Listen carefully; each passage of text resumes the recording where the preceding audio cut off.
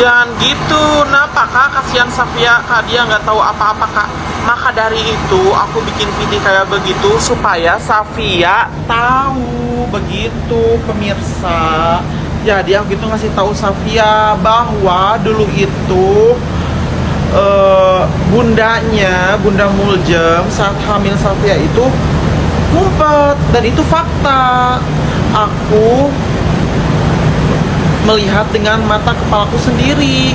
Waktu Bunda Muljem datang ke Garut, dia enggak ikut turun, dia ngumpet.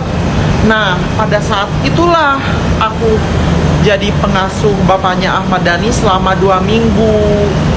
Karena bapaknya Ahmad Dhani nggak mau ikut ke Jakarta.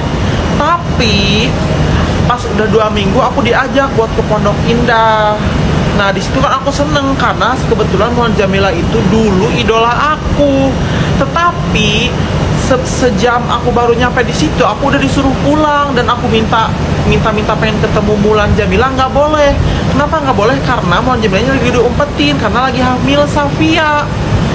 Itu aku ngalami diri aku sendiri. Aku ngomong secara fakta, tidak fitnah. Aku ngalamin, dan waktu itu aku dikasih 200.000, dan yang ngasih duit itu juga mantan Bupati Garut, Haji Rudi Gunawan. Kalau kamu nggak percaya, kalau dikiranya aku bohong kayak begini, tanya ke Rudi Gunawan tuh, mantan Bupati Garut. Itu real, nyata.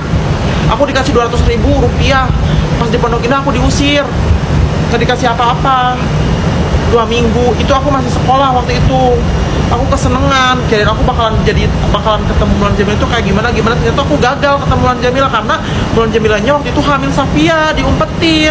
Itu fakta, omongan aku nggak bohong. Dan aku nggak ada ngehina Safia, aku cuma ngasih tahu itu Viti. Oke?